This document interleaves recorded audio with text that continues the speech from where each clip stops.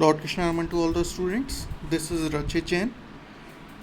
Today we shall be talking about the second chapter of our business studies book, and we shall be talking about the topic credit cooperative or the cooperative organizations. Okay, so in this we were talking about merits and demerits of cooperative organizations. We have already talked about them. So today we shall be talking about types of cooperative organization, and one very important information from today. I'll be sharing smaller parts of your videos for about 5 and 6 minutes, and I'll be sharing it on every half an hour basis. Okay, so let's begin. So first of all, on the basis of nature or activities performed, the cooperative organizations basically are of 6 types. Okay, so let's talk about them. So they are of 6 types. So let's firstly see this: consumers cooperative society, producers cooperative society, cooperative marketing society, cooperative credit society, cooperative farming society, and cooperative housing society. These are of 6 types. Okay, so first of all let's talk about consumers cooperative society. Okay, तो देखते हैं consumers cooperative society क्या होती है. यहाँ क्या होता है कि जो कंज्यूमर्स होते हैं वो एक साथ मिलते हैं और एक साथ आकर क्या करते हैं कि अब देखिए क्या होता है, जब भी आप कोई चीज़ छोटी क्वांटिटी में मार्केट से ख़रीदने जाते हैं तो बेसिकली आप किससे ख़रीदते हैं? आप रिटेलर्स से ख़रीदते हैं. लेट्स से अगर आपको 1 kg राइस या 1 kg कोई वीट चाहिए तो क्या होगा, आप सीधे सीधे किससे ख़रीद पाएंगे? आप सिर्फ एक रिटेलर्स से ख़रीद पाएंगे. ठीक है ना. तो इसमें क्या होता है, आपको जो प्राइस मिलता है उसमें आपका होलसेलर और उसके बाद जो आपका डीलर होता है वो, और उसके बाद रिटेलर, इन सब का प्रॉफिट जो होता है वो ऑलरेडी मार्जिन उसमें इंक्लूड हो जाता है. ठीक है. तो क्या होता है, यहाँ क्या होता है, कई सारे छोटे छोटे कंज्यूमर्स मिलके एक अपना बड़ा एसोसिएशन बना लेते हैं या अपनी कोऑपरेटिव सोसाइटी बना लेते हैं. ठीक है ना. तो क्या होता है, इसके थ्रू क्या होता है, ये लोग डायरेक्टली मैन्युफैक्चरर से डील करते हैं. ठीक है. क्या हुआ कि आपको 1-1 किलो चाहिए था, आपने 100 लोग ऐसे ढूंढे जिनको 1-1 किलो चाहिए था.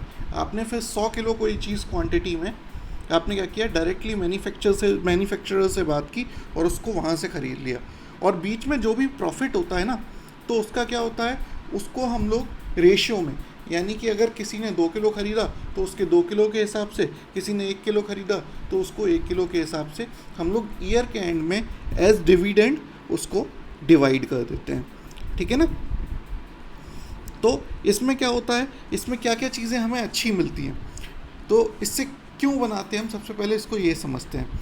To ensure steady supply of essential goods, यानी कि एसेंशियल गुड्स की हमारे पास कमी ना हो कंज्यूमर्स के पास, इसीलिए कंज्यूमर्स मिलके एक ऐसी कोऑपरेटिव सोसाइटी बना लेते हैं. ठीक है.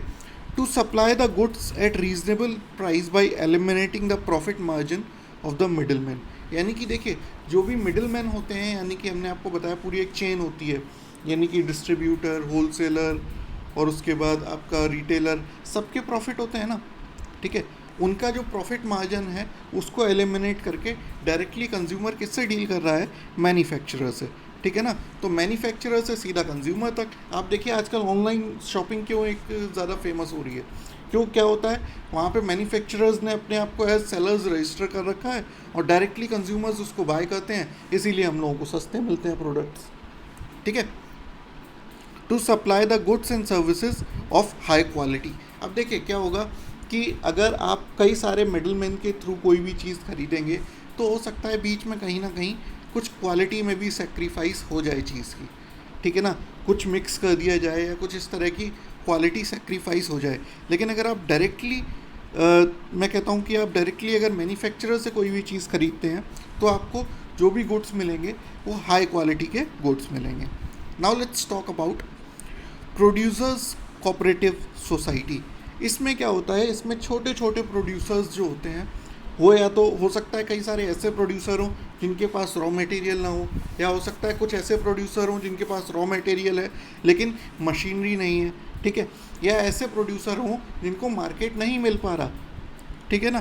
तो इसके लिए हम लोग क्या करते हैं, कई छोटे छोटे प्रोड्यूसर्स मिलके क्या होता है, वो लोग एक कोऑपरेटिव सोसाइटी बना लेते हैं, ठीक है ना।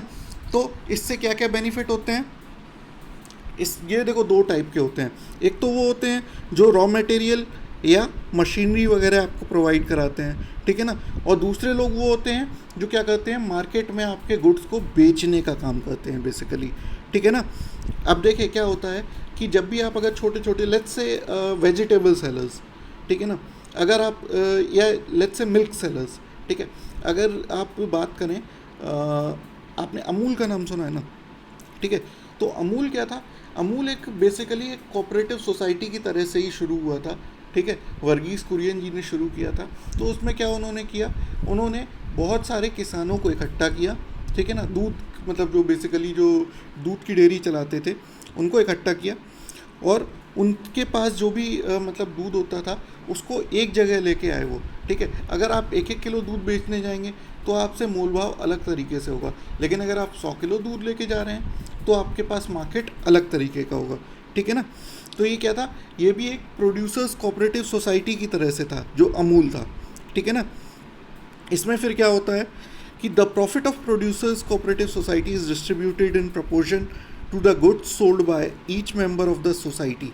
यानी कि अगर किसी ने, मान लीजिए अगर मैंने दूध की बात की, अगर किसी ने 10 किलो दूध दिया है तो उसे उसके हिसाब से प्रॉफिट मिलेगा, किसी ने 5 किलो दिया है तो उसे उसके हिसाब से, यानी कि जितना गुड्स आपने दिया है उसके हिसाब से, या जितना कंट्रीब्यूशन आपका है उसके हिसाब से आपको रेशियो में प्रॉफिट मिलता है, ठीक है ना। अब इसका मेन पर्पस क्या होता है, to ensure steady supply of raw material input at reasonable price. यानी कि जो रॉ मटेरियल है उसको रीजनेबल प्राइस पे प्रोवाइड कराने के लिए हम क्या बनाते हैं, producers cooperative society. Next is to provide latest machinery and new technology of production. यानी कि लेटेस्ट मशीनरी मिले और नई टेक्नोलॉजी मिले। देखिए अगर छोटे छोटे कोई प्रोड्यूसर हैं तो हर बार वो नई टेक्नोलॉजी अकेले नहीं खरीद सकते, ठीक है ना, या अकेले नई मशीनरी नहीं खरीद सकते। तो उसके लिए क्या हेल्प करता है, उन्हें हेल्प करता है cooperative society. Next is to ensure smooth distribution of sales of goods produced by members. अब देखिए दो तरह के लोग हो गए, एक तो आपको रॉ मटेरियल और मशीनरी प्रोवाइड करा रहा है, और एक तरह के लोग वो हैं जो आपके गुड्स को सेल करने में हेल्प कर रहा है, ठीक है ना। तो इससे क्या होता है, आपका जो डिस्ट्रीब्यूशन है या जो आपका मतलब जो भी आपने गुड्स प्रोड्यूस किया है वो बिकता बहुत आसानी से है, क्योंकि कई सारे लोगों का जब इकट्ठा मिल जाएगा गुड्स, तो देखिए अगर आपके पास एक लेट्स से 1 कुंटल या 2 कुंटल गेहूँ था तो आप इतनी आसानी से उसे नहीं बेच सकते। लेकिन अगर 100 लोग मिले और आपके पास 10,000 कुंटल गेहूँ है तो आप क्या करेंगे, सीधे सीधे एक मील पे जाएंगे, ठीक है, और उससे डील कर सकते हैं, ठीक है। Next is helping the producer to concentrate on their attention on the production of goods. देखिए क्या होता है कि जैसे कुछ लोगों ने रॉ मटेरियल मशीनरी दे दिया, ठीक है, बाकी के लोग अपने प्रोडक्शन में लग गए, और तीसरे लोग जो थे वो उन्होंने क्या इंश्योर किया कि हमारे जो गुड्स हैं वो सही से बिकें, ठीक है ना। उनका क्या हुआ, उनका मेन काम क्या था कि गुड्स को बेचना। तो जो प्रोड्यूसर्स थे, जो एक्चुअल में प्रोड्यूसर्स थे, वो कहाँ कॉन्सेंट्रेट कर सकते हैं, अपने माल को सिर्फ बेचने पे। Okay, so will be talking about cooperative credit societies or cooperative marketing societies in our next videos. Okay, thank you.